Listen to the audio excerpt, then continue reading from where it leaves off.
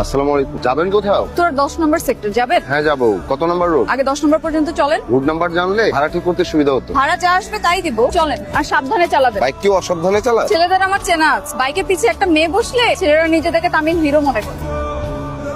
কোনো সমস্যা? বাইক চালানোর সময় এত কথা কিসের আপনার? বাইক চালানোর সময় যে কথা বলতে হয় না আপনি জানেন না? আর কি বলবেন বলে শেষ করেন, তারপর যাব। আচ্ছা, আর কথা বলবো না। আপনার কাছে কোনো অ্যাড্রেস নাই, আপনি কত নাম্বার রোড সেটাও বলতে পারছেন না, এভাবে খোঁজা সম্ভব বলেন? এই যে সামনের দিকেই হবে, একটু যান না। এই সামনের দিকে বলতে বলতে তো আমি পুরো 10 নাম্বার সেক্টর ঘুরে ফেললাম। একটু যান না, পেয়ে যাবো। কি ব্যাপার থামালেন যে? নামেন, এভাবে সম্ভব না। কাউকে ফোন করেন না। আমার কাছে মোবাইল। কি আজব, আপনি অ্যাড্রেস জানেন না, আপনার কাছে ফোন নাই, এভাবে সম্ভব? ও 11 নম্বরের বাসাটা। চলেন 11 নম্বরের দিকে যাই। আপনার বাসা আপনি খুঁজেন। আপনি এত প্যারা নিচ্ছেন কেন? যত ঘুরবেন তত তো ভালো আপনার জন্য। যত ঘুরবেন তত আপনার ভাড়া বাড়বে। ওঠেন। কালো চশমা। ভাঙছে? জি ভেঙে গেছে। এই ইকবাল, জি বাবা। মেয়েটা কে রে? অবন্তী। কি পরিচয়? জানি না। মানে এবার আপনার পরিচয়টা দেন। সকালবেলা আমি ওনার বাইকে উঠি, কিন্তু গন্তব্য আর খুঁজে পাই না। মায়াটা যে আসছে ওরে নাস্তা দে। আমি খেয়েছি। বুঝলেন আমার অবস্থা? এই আজকের মধ্যে কতগুলো টাকা ম্যানেজ করতে হবে। আচ্ছা, আপনি যদি আমাকে আমার গন্তব্যে পৌঁছে দেন, আপনার এই সামান্য টাকার সমস্যা কোনো সমস্যাই না। আসসালামু আলাইকুম ভাই। ভাই আপনার কাছে কিছু টাকা হবে? 10,000। একটু বিপদে পড়ছি তো, কয়েকদিন পর দিয়ে দিব। থ্যাংক ইউ ভাই। ওনাকে বলেন না আমাকেও 3,000 টাকা লোন দিতে। মানে?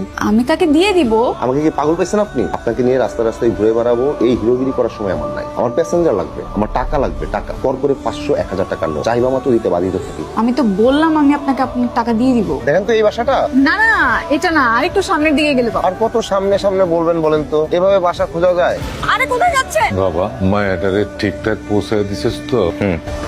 কারে চাইতেছেন? আমি একটু আঙ্কেলের সাথে দেখা করতে আসছিলাম। আচ্ছা আসুন, ভিতরে আসুন। আঙ্কেল, আমি অবন্তী। আঙ্কেল, আমি কি কিছু সময় আপনার সাথে কাটাতে পারি? কিছু সময় কেন মা, তুমি যতক্ষণ খুশি আমার সাথে থাকতে পারো। আসসালামু আলাইকুম আব্বা। তাকে তো কোথাও খুঁজে পাচ্ছি না। কাকে খুঁজে পাচ্ছেন না? Sorry, wrong number. Wrong number হবে কেন? বাবার নাম্বারই তো কল করলাম। হ্যালো, দেখ। কি বলছে? কিছুই তো বলছে না। আমি ফোন রিসিভ করলেই বলছে রং নাম্বার, বলে কেটে দিচ্ছে। হ্যালো, এই শোন, তুই আসার সময় 3 প্যাকেট বিরিয়ানি নিয়ে আসিস, পাশে মেহমান আসছে। আচ্ছা, আপনি?